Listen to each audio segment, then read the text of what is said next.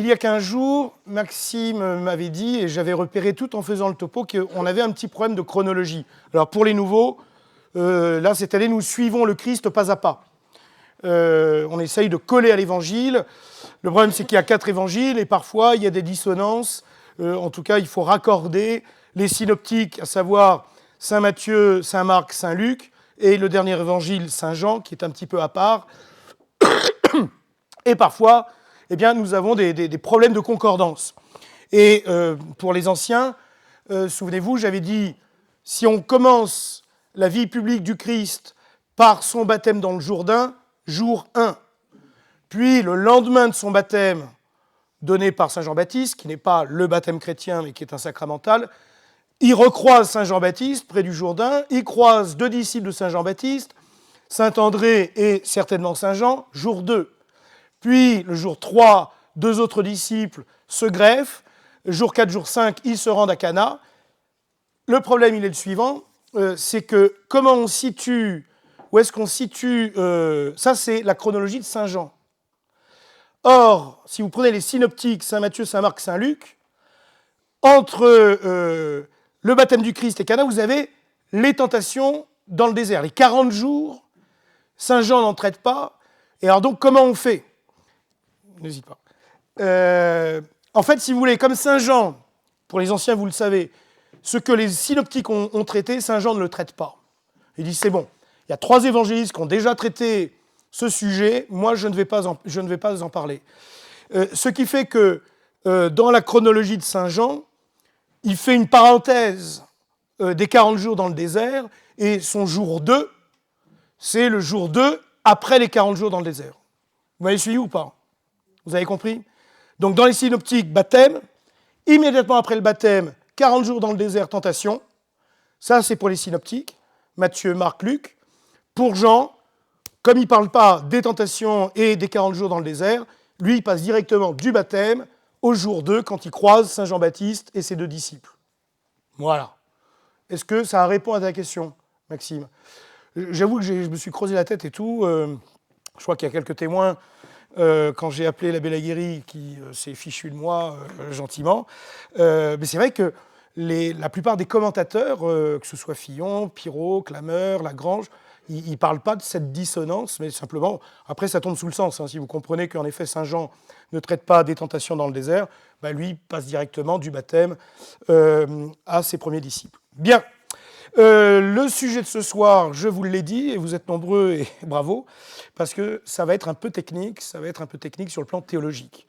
C'est le premier grand dialogue entre notre Seigneur Jésus-Christ et quelqu'un. Ce quelqu'un, c'est Nicodème. On va voir qui c'est. J'ai appris plein de choses sur Nico. Vous allez voir que c'est un personnage tout à fait étonnant. Alors, si vous prenez le polycope que vous avez sur le chapitre 3, vous voyez que tout d'abord, on va traiter de 2 petits versets du chapitre 2. Pourquoi ? Parce que ces 2 derniers versets du chapitre 2 expliquent le pourquoi du chapitre 3. Vous le voyez, Jean 2, 23-25, « Pendant qu'il était à Jérusalem pour la fête de Pâques, beaucoup crurent en son nom, voyant les miracles qu'il faisait, mais Jésus ne se fiait pas à eux, parce qu'il les connaissait tous, et il n'avait pas besoin qu'on lui rendît témoignage d'aucun homme, car il savait lui-même ce qu'il y avait dans l'homme. » Bon, je ne sais pas si vous avez exactement la même traduction, bon, mais qu'importe. Alors, comprenez, nous sommes juste après les noces de Cana. Premier grand miracle du Christ. Premier grand miracle public du Christ. Et de Cana, si vous prenez la petite carte, là, Cana, vous voyez, c'est plein nord, eh bien, il descend à Jérusalem, près de la mer Morte, pour assister à la fête de Pâques. La tradition rapporte que, très certainement, vu la piété de ses saints parents, que notre Seigneur a toujours assisté à la fête de Pâques à Jérusalem. Mais là, c'est sa première Pâques publique. Il ne faut pas hésiter à passer par cette porte. Et durant ce séjour, donc on est après les noces de Cana, il arrive à Jérusalem avec ses premiers disciples, eh bien, nous apprenons par saint Jean qu'il fait de nombreux miracles. De nombreux miracles. Et ça interroge. Donc les gens, c'est bon, on a le Messie, ou en tout cas, on a un prophète extraordinaire. Le Sanhédrin, on va voir ce que c'est que le Sanhédrin, évidemment, s'interroge. Et on va voir que le Sanhédrin s'interroge, pas que Nicodème. Donc il a environ 30 ans, notre jeune Christ, et beaucoup crurent en son nom à cause des miracles. Et pour autant, notre Seigneur, eh bien, il sait à quoi s'en tenir, hein, il a cette science divine, et il sait très bien que cette foi de beaucoup de Juifs à Jérusalem, c'est une foi assez superficielle et qu'elle peut s'effondrer à la moindre épreuve, hein, connaissant à fond le cœur humain de par sa science divine. Bien, là vous comprenez un peu le contexte dans lequel nous sommes. Notre Seigneur est à Jérusalem pour fêter la grande Pâque juive. La foule est en effervescence. Le Sanhédrin s'interroge et nous arrivons au chapitre 3. Chapitre 3. Or, il y avait parmi les pharisiens un homme appelé Nicodème, un des premiers des Juifs, on va voir l'expression. Il vint la nuit auprès de Jésus, donc c'est lui qui se déplace auprès de Jésus, et lui dit, Maître, nous savons que vous êtes venu de la part de Dieu pour nous instruire comme un docteur, car personne ne peut faire les miracles que vous faites si Dieu n'est avec lui. Alors, tout d'abord, le Sanhédrin. Le Sanhédrin, qu'est-ce que c'est ? Le Sanhédrin, c'est une assemblée de 70 juifs, de 70 personnalités. Ça remonte à Moïse, hein, vous avez les premières traces, l'ancêtre du Sanhédrin dans le livre de l'Exode. Ça remonte à Moïse, avec Aaron, avec 70 fidèles, 70 juifs. Et donc, c'est à la fois une assemblée qui a beaucoup de compétences. C'est une autorité puissante, notamment en matière judiciaire. Le Sanhédrin constitue le tribunal suprême. Il a aussi un certain pouvoir politique, mais il faut reconnaître qu'avec l'occupation romaine, eh bien, le Sanhédrin voit son pouvoir judiciaire réduit, puisque le Sanhédrin ne peut plus condamner à mort, il faut l'autorisation du gouverneur romain pour mettre à mort, hein, le droit de mettre à mort, le ius gladi, et donc le Sanhédrin en est réduit sous l'occupation romaine, c'est-à-dire la période que nous étudions, eh bien, essayer de voir s'il y a un nouveau prophète qui arrive, éventuellement le Messie, de codifier la loi juive. Voilà, c'est plutôt une instance, on va dire, morale, religieuse, mais qui est importante. Et dans ce Sanhédrin, vous avez, parmi ces 70, un fameux Nicodème. Alors Nicodème, il appartient... Alors le Sanhédrin, vous avez deux groupes en rivalité, les pharisiens, les sadducéens. Les pharisiens, ça ne dépend pas des 12 tribus, c'est un courant religieux juif de stricte observance. On essaye de suivre les 613 préceptes et interdictions. On montre, alors ils ont un gros problème, c'est qu'ils manquent d'humilité. Très certainement, ils sont en effet très à cheval sur les préceptes et interdictions juives. Mais alors, ils aiment se montrer, hein, avec les phylactères, etc. Il faut qu'on reconnaisse, c'est pas les plus humbles de la bande. Hein. Et puis les Sadducéens en face, en rivalité avec les pharisiens, ils ne s'aiment pas du tout. Ils vont faire alliance contre le Christ. Ça serait un peu, comment dirais-je, les tradis chez tradis de l'époque. C'est-à-dire qu'ils ne reconnaissent plus de grand prêtre depuis Sadoc. Ça, on l'avait déjà vu avec les anciens. Sadoc, qui était le grand prêtre sous le temps de David. Ils ne vont pas reconnaître les différents livres de l'Ancien Testament qui sont postérieurs à David, et en même temps, ils vont tomber dans une hérésie, à savoir qu'ils ne croient pas dans la vie après la mort et la résurrection des corps. Mais en même temps, ce sont des prêtres assez riches, assez puissants, et donc ces deux groupes, sadducéens, pharisiens, ça se tape dessus pour prendre le contrôle du Sanhédrin. Alors, Nicodème, dans ce contexte, n'est pas un sadducéen, c'est un pharisien, il n'est pas prêtre, c'est un laïc, et Flavius Joseph, qui est un des grands historiens un peu postérieurs au Christ, qui est un juif de nationalité romaine, qui est très au fait, il y a à peu près 70 ans d'écart hein, entre la naissance du Christ et la naissance de Flavius Joseph, mais on a beaucoup d'informations chez lui sur ce christianisme qui démarre. Vous disiez que les Sadducéens ne croyaient pas en Oui. Mais pourtant, je crois que la résurrection des corps, si je me trompe, cette croyance est apparue au moment où, enfin, après qu'on ait massacré les Maccabées, enfin, le massacre lieu, Oui, oui, oui, tu as raison. C'est vrai que le dogme de la résurrection des corps va se faire progressivement sous l'Ancien Testament. Là, tu as tout à fait raison. Mais si on va même plus loin chez les Sadducéens, il n'y a même pas de vie éternelle. Ce sont des matérialistes. C'est-à-dire qu'une fois que tu meurs, c'est le néant. Donc ça va encore un peu plus loin. Je regardais, la Bélaguérie disait que Sadducéens, c'était un peu des sédévacantistes, Oui. dans ce sens. Mais le mot sédévacantiste, tout le monde ne le connaît pas. C'est pour ça que je ne l'ai pas employé. Est-ce que, donc, ils avaient un lien avec le temple, ils pouvaient aller offrir les sacrifices, etc. Oui, oui, mais ils contestaient l'autorité du grand prêtre. Ce que n'a jamais fait le Christ. Pour eux, Caïphe, pour reprendre l'expression sédévacantiste, ou pour les sédévacantistes, le pape n'est pas pape, pour les Sadducéens, Caïphe n'est pas le grand prêtre. C'est un imposteur. Mais ils vont quand même prier au temple. Sans quoi, ils ne pourraient pas rentrer dans le Sanhédrin. Alors, revenons à notre Nicodème. Flavius Joseph en parle, le Talmud en parle, parce que c'est une famille, la famille de Nicodème, de notables et richissime. Vous avez très certainement des ancêtres de Nicodème qui sont des généraux, des officiers au temps de David. La Midrash Rabbah, donc du Talmud, des livres du Talmud, nous dit que c'est la troisième fortune de Jérusalem, Nicodème. Et que si Nico vendait tous ses biens, écoutez bien, s'il vendait tous ses biens, il n'y aurait plus aucun besoin pour tous les habitants de Jérusalem pendant 10 ans. Pas de SDF, pas de gens qui crèvent la dalle et tout. S'il vendait tous ses biens, il répond aux besoins de tous et chacun à Jérusalem pendant 10 ans. Vous imaginez la fortune. Pour vous donner une autre image de la richesse de Nicodème, quand il marie sa fille, la dot qu'il donne à sa fille, c'est l'équivalent, accrochez-vous, de 2700 ans de salaire, de SMIC. 2700 ans, vous imaginez la taille de la dot. Quand notre Seigneur est crucifié, qu'il meurt, il va offrir tout ce qui est nécessaire pour embaumer le corps, la myrrhe, l'aloès, des épices. Là, c'est l'équivalent de 65 ans de SMIC.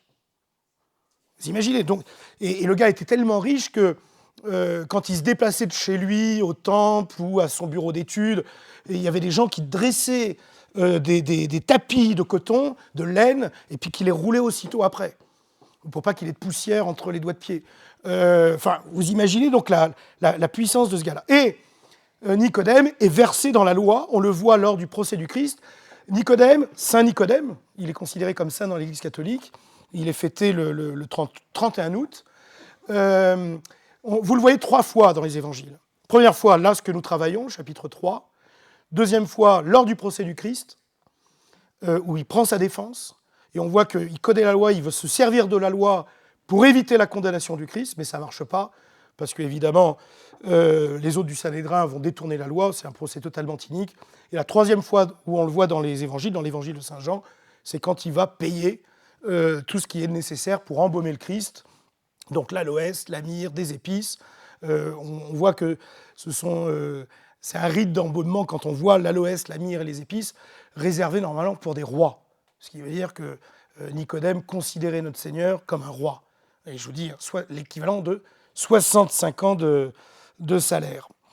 Alors, ce que l'on voit dans ce chapitre, versets 1 et 2, c'est qu'il est émerveillé, abasourdi par ces fameux miracles du Christ qu'il a fait à Jérusalem aux abords de la Pâque juive.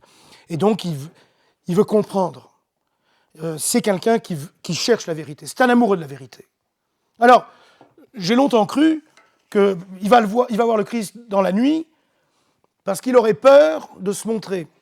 J'ai vu pas mal de sources, pas mal d'exégètes qui disent c'est possible, mais il y a aussi les maîtres, les rabbis, en général, aimaient plutôt enseigner la nuit à leurs disciples. Pourquoi ? Parce qu'on est au calme. Vous avez par exemple le président du Sanhédrin au moment de la naissance du Christ, Hillel Azaken, bon, c'est pas la peine de retenir son nom, mais qui lui montre qu'il préfère enseigner durant la nuit. Parce qu'on est au calme, on n'est pas dans la tête dans le guidon, avec les affaires du monde.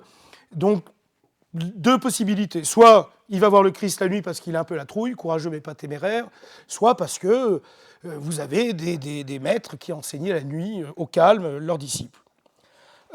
Toujours est-il, c'est très intéressant, hein, il l'appelle rabbi, maître. De la part d'un mec du Haut Conseil du Sanhédrin, l'appeler rabbi, alors que normalement, pour avoir le titre de rabbi, il faut que ce soit validé, hein, il faut avoir le coup de tampon, ce que n'a jamais notre Seigneur Jésus-Christ. Il n'est pas passé par aucune école rabbinique, par aucune école de formation, il est Dieu, il n'en a pas besoin. La pureté de son enseignement fait dire à Nicodème, rabbi, maître. Toujours très intéressant, quand vous lisez les évangiles, comment notre Seigneur est appelé par ses interlocuteurs. Certains vont l'appeler tout de suite Messie, d'autres Rabbi. C'est très intéressant. Et parfois, la personne elle-même, son cœur va se convertir, son cœur va s'ouvrir. Et au début, c'est Rabbi, et puis à la fin, c'est Seigneur. Bien. Alors, là où je vous dis que c'est tout le Sanhédrin qui s'interroge, c'est que vous avez ce fameux pluriel. Nous savons que ce que tu fais, eh bien, tu viens de la part de Dieu. Parce que pour faire des miracles comme les tiens, personne ne peut le faire. Ce fameux « nous savons » qui englobe à coup sûr soit d'autres pharisiens, d'autres membres du Sanhédrin qui commencent à s'ouvrir à la vérité, tels que Joseph d'Arimathie, Saint Joseph d'Arimathie, lui aussi fêté le 31 août, soit c'est le Sanhédrin dans sa collectivité. Donc déjà, on voit chez Nicodème cette recherche de la vérité, cet amour de la vérité, et cette perception, tu ne viens pas des hommes, ton pouvoir ne vient pas des hommes. Les autres sont appelés rabbis parce qu'ils ont été estampillés par des hommes. Toi, je t'appelle rabbi parce que ça vient de Dieu, tu viens de Dieu. Alors, verset 3, Jésus prend la parole. Hop, on rentre là dans le noyau nucléaire. En vérité, je te le dis. Amen, amen, dico vobis. Ça, c'est vraiment une formule juive pour marquer la solennité de ce que je vais te dire. Tends bien l'oreille, garçon, c'est important ce que je vais te dire. En vérité, je te le dis. Vous le voyez souvent dans les évangiles. Amen, amen, dico vobis en latin. Et là, dans cet entretien, vous l'avez 3 fois. Amen, amen, en vérité, je te le dis. Formule très solennelle. Aucun homme, s'il ne naît de nouveau. Alors, là, c'est très intéressant parce que la traduction grecque, c'est d'en haut. S'il naît d'en haut. Il faudrait plutôt adopter la traduction grecque. Hein, l'évangile de Saint Jean a été écrit en grec, plutôt d'en haut. S'il naît d'en haut. Et alors, aucun, c'est-à-dire que c'est une impossibilité absolue, universelle. Pour tout homme. Impossible.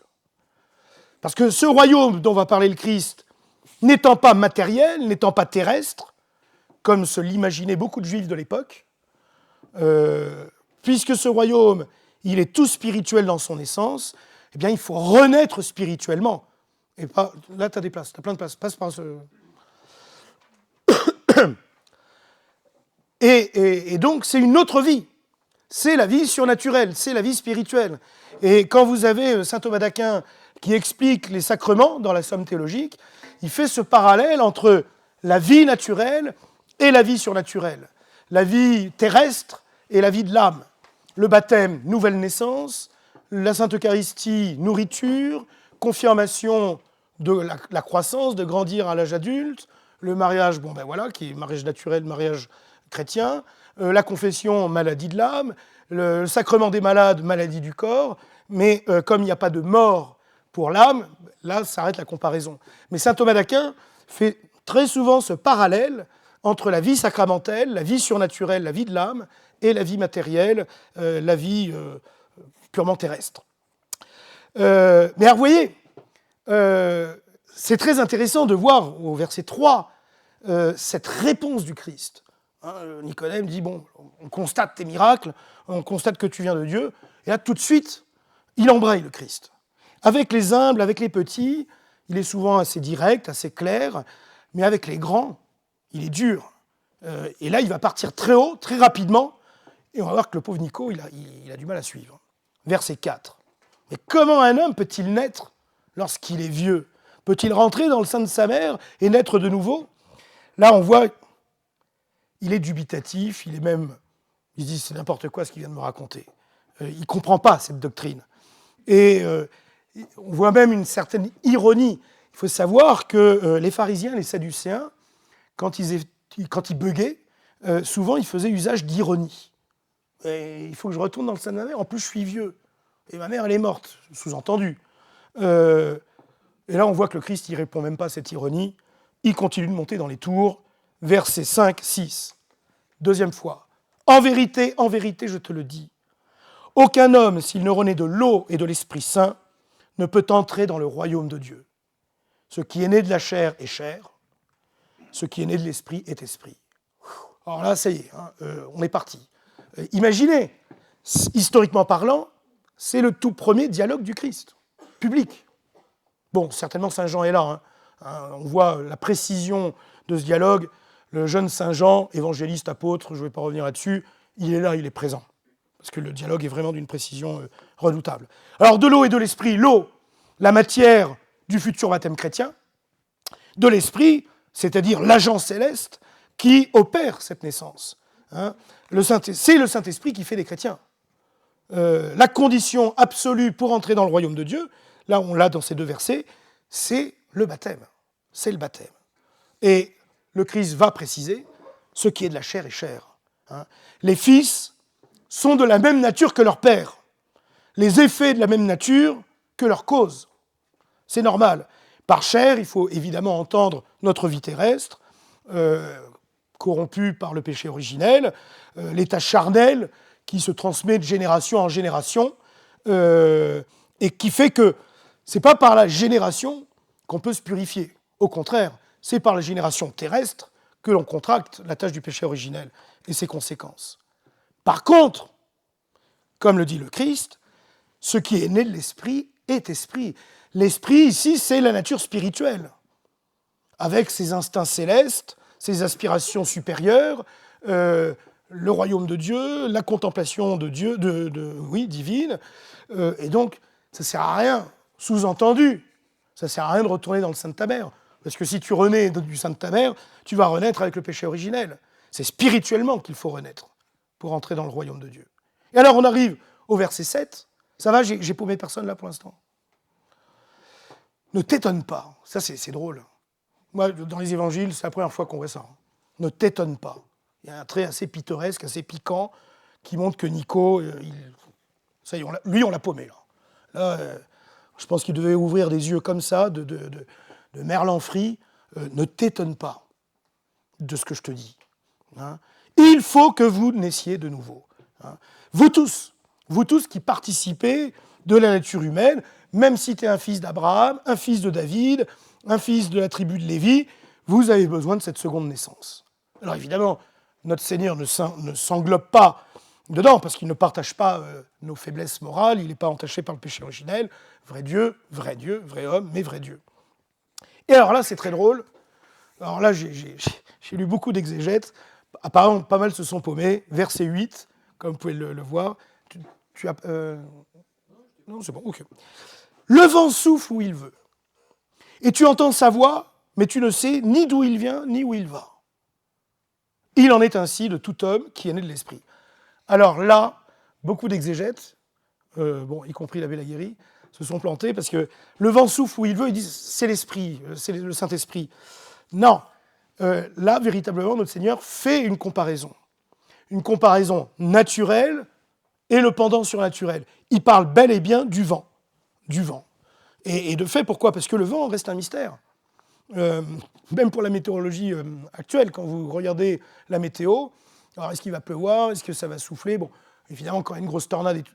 Mais le vent reste encore assez insaisissable pour la météorologie actuelle.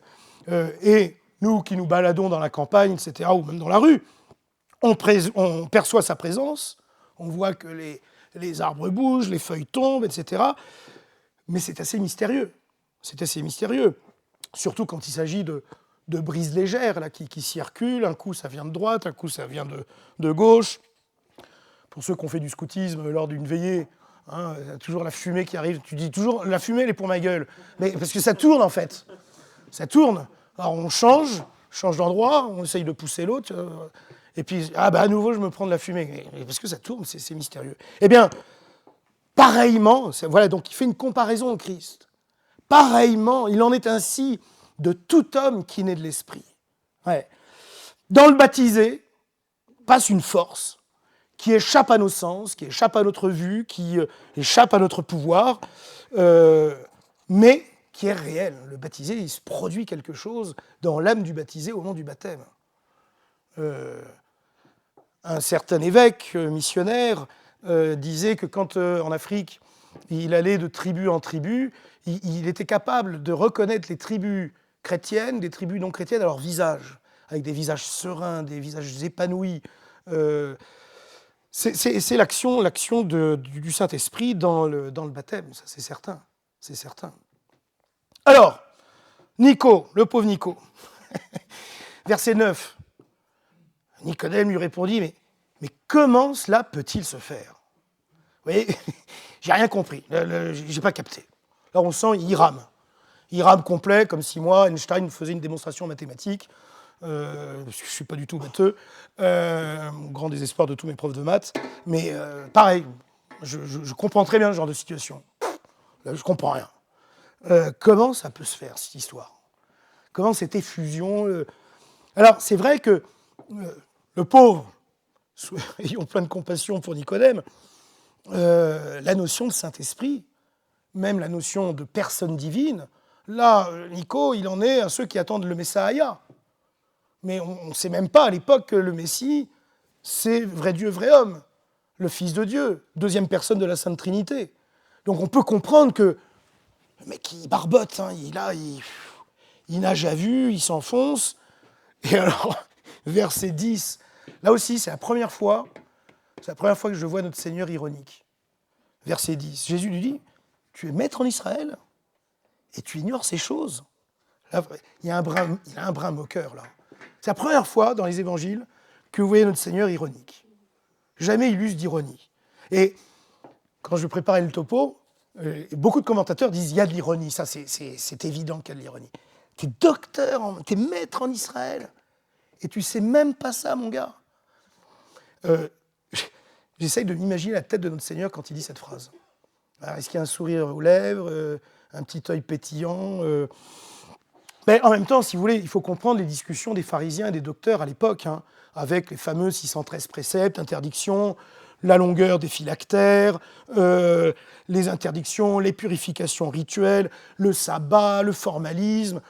Moi, j'ai un oncle qui habite dans un immeuble à Paris, dans le 16e, où il y a beaucoup de juifs, et le samedi, l'ascenseur monte et descend en permanence pour éviter de toucher les étages. Donc vous comprenez que quand on est docteur en Israël, maître en Israël, et qu'on discute de ces choses-là, et que tout de suite là vous avez un discours extrêmement théologique, extrêmement spirituel, extrêmement surnaturel, il rame.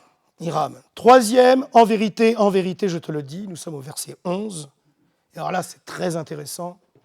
Je vous avoue que je n'ai pas réussi à démêler la pelote, là. Ce que nous savons, jusque-là, il parlait au singulier. Ça y est, il parle au pluriel. Ce que nous savons, nous le disons. Ce que nous avons vu, nous l'attestons. Et vous ne recevez pas notre témoignage. Alors là, c'est très, très intéressant. Donc, en vérité, je le lis, troisième fois.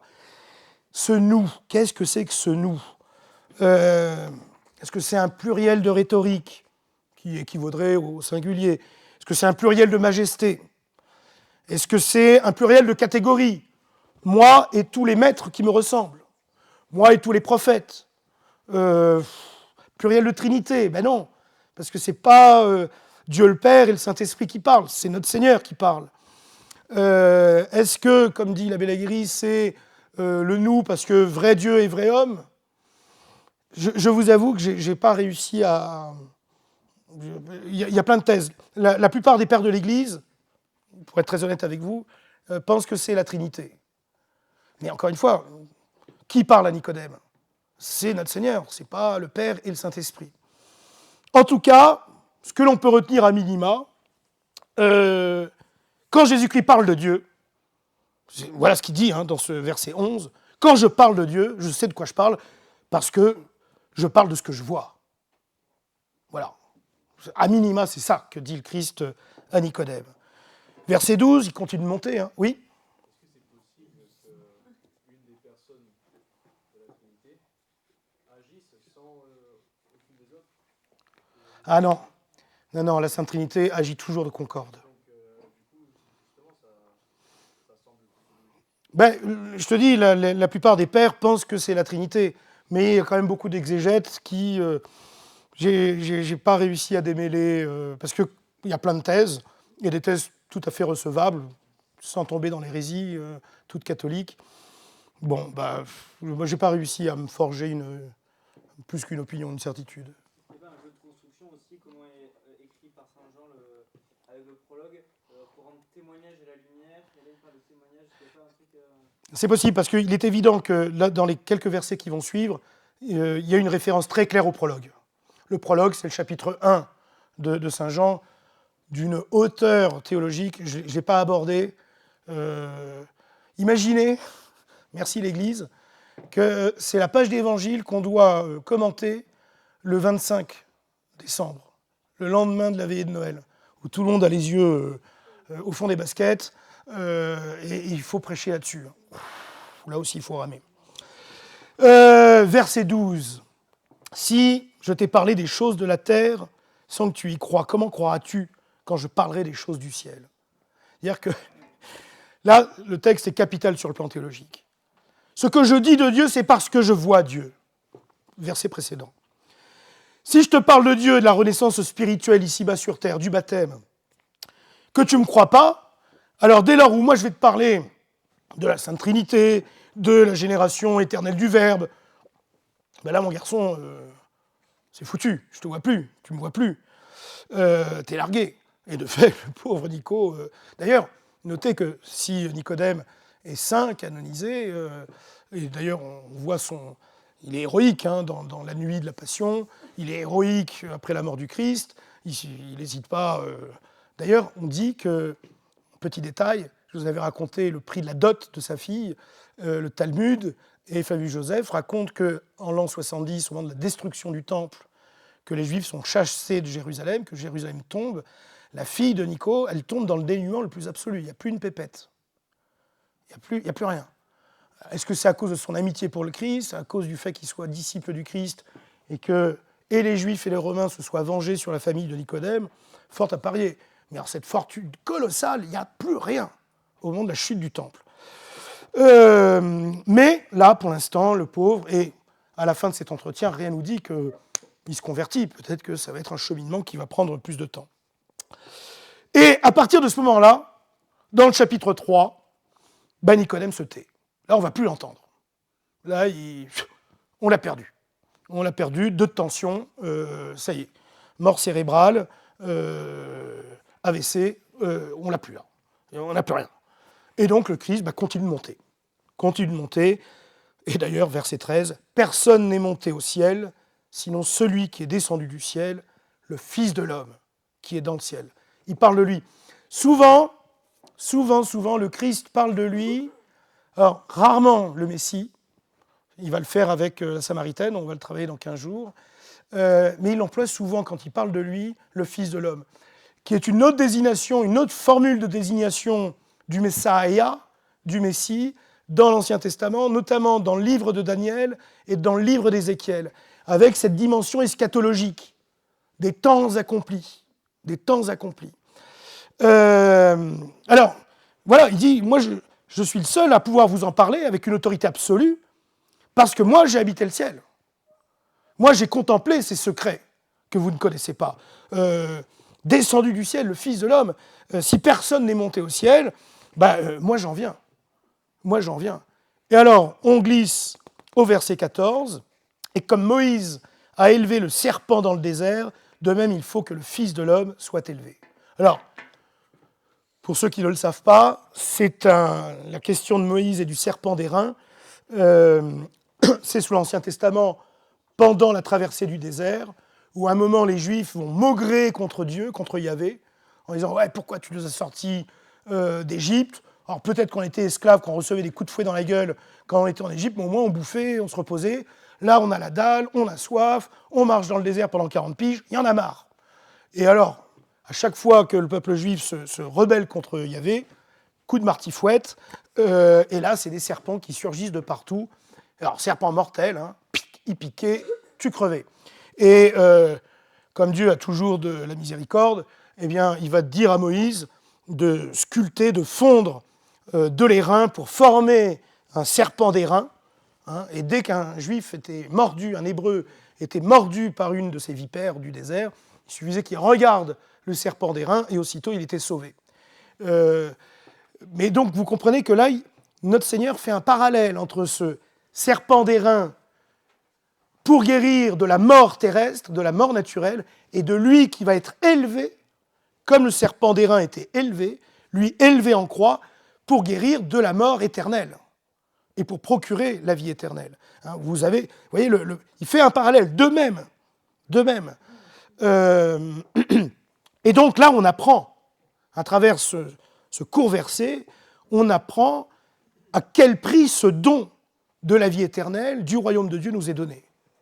Le prix, la crucifixion. Le prix, c'est la crucifixion. La vie d'en haut sera le résultat de l'élévation du Christ en croix. Saint Augustin et saint Thomas d'Aquin vont beaucoup gloser sur ce parallèle entre le serpent d'airain dans le désert et la crucifixion du Christ, qui est le symbole le plus partagé au monde. Verset 15, but, cause finale, afin que quiconque croit en lui ne meure pas, mais qu'il ait la vie éternelle. Quiconque, ça veut dire aucune exception. Tout le monde. Le salut, alors là, vous voyez, ça y est, là, il donne une autre clé de compréhension à Nicodème. C'est fini le peuple juif, le peuple élu. Maintenant, c'est toutes les races. C'est toutes les races, toutes les cités, toutes les civilisations. Maintenant, le salut est offert indistinctement à tous ceux qui croient en lui. Qui croient en lui. Hein, d'où saint Paul, il n'y a plus de Grecs, il n'y a plus de Romains, il n'y a plus de Juifs, il y a les chrétiens. Notre Seigneur, et ça c'est ce qu'il dit dans ce verset, eh bien, il annonce qu'il est l'auteur unique du salut. La foi dans le Christ Rédempteur, c'est la condition du salut. Et donc là déjà, vous voyez, à ce stade, nous pouvons distinguer 4 points de révélation. 1, nul ne peut entrer dans le royaume des cieux de Dieu s'il ne renaît à une vie nouvelle, à une vie spirituelle, le baptême. 2, cette vie nous est communiquée par le baptême. 3, cette vie éternelle nous est obtenue par la mort du Christ en croix. 4, la foi en Jésus-Christ crucifié est la condition de notre salut. Mais ce n'est pas fini. Il continue de monter dans les tours. Verset 16, magnifique ce verset, magnifique, qui sera repris pendant la Semaine Sainte. Il va souvent revenir dans la liturgie de la Semaine Sainte. Car Dieu a tant aimé le monde qu'il a donné son Fils unique, afin que quiconque croit en lui ne meure pas, mais qu'il ait la vie éternelle. Alors là, ça y est. Là, donc l'essence de Dieu consiste dans l'amour. Cet amour divin, cette charité divine, elle va pour nous jusqu'au sacrifice le plus généreux, le plus terrible. 3, pourquoi ? Par amour de ce monde blessé par le péché originel. 4, Jésus est le Fils unique, son Fils unique. Vous voyez, je reconnais, c'est hyper concentré. Mais vous imaginez, le pauvre Nicodème, toutes les infos qu'il reçoit dans la tronche, là, c'est compliqué. Hein, on pourrait y passer des années à méditer là-dessus. 5, il a été sacrifié pour le salut du monde. 6, le salut est offert à tous les hommes. Et 7, ceux-là seuls qui croiront en notre Seigneur seront sauvés. Donc, là, dans ce verset, qui est quasiment un verset ultime, puisque après on va parler du jugement des damnés et des sauvés, eh bien, nous invite à remonter à la raison dernière de l'économie du salut, c'est l'amour divin. c'est l'amour divin, volontaire de Dieu et libre de Dieu. Verset 17. Car Dieu n'a pas envoyé son Fils dans le monde pour juger le monde, mais afin que le monde soit sauvé par lui. Très intéressant. Je ne viens pas pour juger. Pourquoi ? Parce que c'était les idées juives de l'époque. Hein ? Les Juifs de l'époque, je rappelle, il y a eu plusieurs siècles sans prophète. Donc, ils se sont détournés l'image du Messaïa. En plus, occupation romaine, des étrangers, des païens. Donc, pour beaucoup de Juifs de l'époque, ça va être un chef militaire. Ça va être un chef militaire, il va bouter les Romains hors de Terre Sainte. Et donc, ils avaient une vision très terrestre, très militaire, très politique. Et le Messaïa, il va condamner, il va mettre à mort tous ceux qui oppriment le peuple juif. Il va juger. Et là, le Christ dit, non, moi je ne viens pas pour juger. Je viens pour sauver. Pour que ce monde ait la vie éternelle. Alors, on pourrait dire, c'est curieux parce que, verset 18, celui qui croit en lui n'est pas jugé, mais celui qui ne croit pas est déjà jugé. Alors que verset 17 dit, moi je ne viens pas pour juger, je viens pour sauver.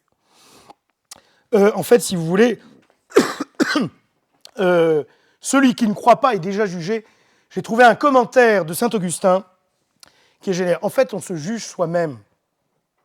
Les damnés, ceux qui partent en enfer, se jugent eux-mêmes d'après leurs actes. Et là, on va voir, je vais aller assez vite, parce qu'on a atteint les 45 minutes, mais on va voir, c'est toute une question de croire dans la lumière, ou sinon on part dans les ténèbres. Et là, en fait, je vous lis saint Augustin, je m'adresse à nos deux médecins dans la salle. Le médecin s'approche du malade pour lui rendre autant que possible la santé. Saint Augustin. Mais le malade se donne à lui-même la mort s'il refuse d'observer les prescriptions du médecin. Le Sauveur est venu en ce monde. Pourquoi l'appelle-t-on Sauveur du monde, si ce n'est qu'il est venu pour sauver le monde et non pas pour le juger ? Tu refuses le salut qu'il t'apporte, tu seras jugé d'après ta conduite. En fait, voilà, l'incrédule est déjà jugé parce qu'il refuse de croire. C'est pas le gars qui n'arrive pas à croire, mais il refuse de croire malgré toutes les raisons de croire. Mais on va voir, il reste 2 pages. Verset 19, et là il va nous expliquer. Oui. Et donc quand on lit ça, ça fait réfléchir au point de vue très traditionnaliste, où comme Saint Paul disait que quand on fait la communion, on accueille en nous le juge ultime, donc on ne peut pas communier en état de péché, etc. Et ça fait plus écho à la vision du pape, qui lui voyait la communion comme un remède, qui disait qu'au contraire, ils doivent communier ceux qui sont en état de péché ou de soi. Attention, là l'Église a toujours enseigné... Et avant, le pape, il avait une vision, enfin en tout cas, il tenait un discours similaire. Ah oui, mais... Un discours de remède, pas de juge, mais de remède. C'est d'abord une nourriture, et l'Église a toujours enseigné qu'il fallait être en état de grâce pour pouvoir communier. Sinon, ça s'appelle une communion de sacrilège. Ça, l'Église l'a toujours enseigné de façon constante, et notamment sur une phrase de saint Paul, qui boit et mange indignement le corps et le sang du Christ, reçoit sa propre condamnation. Mange et boit sa propre condamnation. Ce qui montre bien que la condamnation, le jugement, ne vient pas tant de Dieu que de l'âme pécheresse elle-même, qui ne peut pas soutenir la lumière divine quand elle comparaît devant lui. Et justement, ce verset 19 nous montre que c'est la lumière. La lumière est venue dans le monde. Et les hommes ont mieux aimé les ténèbres que la lumière. Ça, c'est fascinant. Les hommes ont mieux aimé les ténèbres que la lumière parce que leurs actions étaient mauvaises. C'est redoutablement vrai, tant sur le plan spirituel que sur le plan psychologique. La lumière est venue dans le monde. Bon, c'est lui. Et là, voilà, il renvoie au prologue. Il renvoie à son propre prologue, Saint Jean. Mais hélas, et c'est terrible, les hommes ont mieux aimé les ténèbres que la lumière. Préférer les ténèbres à la lumière, à cause de quoi ? À cause de la perversion de leur esprit et de leur cœur. La lumière est venue en ce monde, mais non seulement certains ne la reçoivent pas, mais, vous voyez, le titre est terrible, ils ont mieux aimé, ils ont préféré les ténèbres. Ils ont préféré les ténèbres. Et par là même, ils se sont dérobés du salut. Leur condamnation future, elle est déjà présente en réalité, par ce refus. Et on voit, ils ont mieux aimé, on voit que c'est un choix délibéré. Je refuse la lumière. Je ne veux pas de la lumière. Je préfère les ténèbres. Et voilà pourquoi ils sont incrédules. Ils sont incrédules parce qu'ils préfèrent les ténèbres. Et là, vous avez, il me reste 2 versets. Verset 20. Quiconque fait le mal et la lumière ne vient pas à la lumière de peur que ses actions ne soient condamnées. C'est profondément vrai sur le plan psychologique. Quiconque, alors là à nouveau, c'est universel, hein, tout le monde qui est la lumière, tous ceux qui est la lumière, haïr. Hein. Là, il ne s'agit plus de refuser la lumière. Là, il s'agit d'haïr, haine de la lumière. Satanique, démoniaque. Ne vient pas à la lumière, la conséquence est toute naturelle. Celui qui agit mal, il ne veut pas que ses œuvres apparaissent au grand jour. Quelqu'un qui fait une putasserie, il prend rarement le mégaphone pour dire non. Et alors là, je termine sur le verset 21, j'ai voulu aller assez vite, je suis désolé, si j'avais tout abordé, on en aurait pour 3 heures. Mais celui qui agit selon la vérité vient à la lumière, afin que ses actions soient manifestées, parce que c'est en Dieu qu'elles sont faites. Je vous invite à vraiment le garder, le petit paplard du chapitre 3, à méditer chacun de ces versets. Je suis allé très très vite, trop vite. Mais bon, je ne voulais pas vous paumer non plus, je ne voulais pas avoir une bande de Nicodème. Je ne me prends pas pour le Christ, hein, mais je suis allé assez vite, je le reconnais. Vous voyez, quand on aime la lumière, on va vers la lumière. Et on n'a pas peur des actions faites sous la lumière. La phrase est très énergique. Hein. La phrase est très, très, très énergique. Celui qui accomplit des actions vraies, des actions bonnes, ne redoute pas la lumière. Au contraire. Regardez nos ancêtres martyrs. Ils ne tremblent pas. Hein. Ils ne tremblent pas du tout. La vérité dont il s'agit ici dans ce verset 21, c'est une vérité morale plus qu'une vérité intellectuelle. Hein. C'est pas j'ai capté parce que je suis un télo, parce que j'ai un QI de je ne sais pas combien. Non, là il s'agit de pratiquer la vérité, de vivre selon la vérité. Hein. Et dans toute conversion, il y a un fond d'honnêteté, et nous avons tous besoin de conversion. Mais surtout, ne fuyons pas la lumière. Et la diversité d'attitude des hommes vis-à-vis de la lumière s'explique par leur disposition morale. Comprenez, il y a un lien entre la moralité et la vérité. Il y a un lien entre l'intelligence et la volonté. Si je fais de la merde, je ne vais pas aimer la vérité. Et vice-versa. Ces 2 facultés rationnelles, intelligence qui a pour objet le vrai, la volonté qui a pour objet le bien, se nourrissent l'une l'autre, interagissent l'une sur l'autre. Et ce rejet de la lumière, c'est la conséquence d'une obstination dans le mal. Au contraire, quiconque s'approche de la vérité et de la lumière, eh bien, ses œuvres sont faites au grand jour. Hein, c'est très fort ce rapport, je termine là-dessus, c'est très très fort ce rapport entre la rectitude du jugement et la rectitude morale. C'est lié. Et là, vraiment, ces versets sont très très forts, et sur le plan théologique, spirituel, surnaturel, et sur le plan psychologique.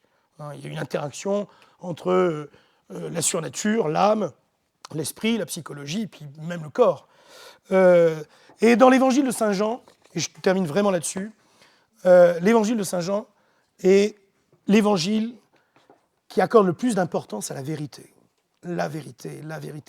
Chez Saint Jean, et vous avez cette phrase que je prends en latin parce qu'elle m'a percuté quand séminariste, je travaillais sur l'évangile de Saint Jean. Bien souvent, notre Seigneur, quand il a affaire à une assemblée qui le rejette, il a cette phrase, je vous la cite en latin, non vultis. Non vultis. Vous ne voulez pas. Non vultis. Ça revient très souvent dans l'évangile de Saint Jean, où le Christ a cette phrase terrible. Non vultis. Non, vous ne voulez pas. Vous ne voulez pas. Qu'est-ce que je peux faire? Ça, c'est l'évangile de Saint Jean. La vérité et accepter cette vérité et vouloir la vérité. J'en ai terminé. Est-ce qu'il y a des questions? Oui. Oui. Là, il s'agit de 2 choses. il s'agit de celui qui cherche mais qui n'y arrive pas. Je pense notamment, excusez-moi, je ne demande pas rire, mais vous avez Charles Maurras qui, par exemple, voulait avoir la foi. Bon, finalement, grâce à Dieu, il l'a trouvé sur son lit de mort. Mais durant toute sa vie, il a toujours défendu l'Église catholique, mais il n'arrivait pas à avoir la foi. Et ça a été un combat. Il en a triomphé, grâce à Dieu. Je ne sais pas pourquoi, c'est un autre personnage, mais n'y voyez aucune allusion. C'est le maréchal Pétain, pareil. Je vous demande de ne pas rire. Maréchal Pétain, ça a été ça aussi. Toute sa vie, il n'arrivait pas à croire. Et puis à la fin de sa vie, il est mort en récitant le chapelet. Mais vous avez des personnes comme ça, et c'est terrible. Hein. Elles en souffrent terriblement, elles aimeraient avoir la foi. Et elles n'y arrivent pas. Là, on ne peut pas juger. Par contre, là, les incrédules dont il s'agit au chapitre 3, c'est à cause de leurs mauvaises actions, c'est à cause de leur mauvaise vie que leur intelligence est brouillée. Donc je crois qu'il faut vraiment distinguer l'incrédule qui est à la recherche de la vérité mais qui n'y arrive pas. Et ça, vous en rencontrez pas mal. Hein. Je ne citerai aucun nom, mais au début de catechèse, il y avait un étudiant. Bon, il nous a lâchés, mais il voulait vraiment avoir la foi, mais il n'est pas arrivé. Mais non pas parce qu'il faisait des œuvres de ténèbres. Et donc là, vraiment, ce qu'il faut distinguer, c'est ceux qui n'arrivent pas à parvenir à la foi, qui est d'abord un don de Dieu. Hein. C'est une vertu théologale, elle est d'abord donnée par Dieu. Alors il y en a qui n'en arrivent pas, parce que c'est de leur faute, à cause des œuvres de ténèbres, et d'autres, parce qu'il y a d'autres obstacles qui ne sont pas forcément les obstacles des œuvres de ténèbres. Le Seigneur se fait appeler le Fils de l'homme. Fils de l'homme, oui. Donc ça, c'est une référence donc à Daniel et à Ézéchiel. Notamment, oui. Je crois que dans le livre de Daniel, je ne voudrais pas dire de bêtises, je ne me souviens plus, mais il y a 70 ou 90 citations du Fils de l'homme. Et ça, non, parce que dans The Chosen, on voyait les pharisiens, quand il dit ça, ils disent « Ah, ben il se prend pour Dieu parce qu'il se prend pour le Fils de l'homme ». Oui. Non, mais il est évident que l'expression « Fils de l'homme » désigne le Messie sous l'Ancien Testament. Ça ne fait pas l'ombre d'un doute. Ça ne fait pas l'ombre d'un doute. D'autres questions ? Quels sont les obstacles à la foi? Oh là, alors si on commence à rentrer là-dedans, la vertu théologale de foi est quand même très très complexe. Non, mais il y en a plein. Il y en a qui sont d'ordre moral, comme on vient de le dire. Il y en a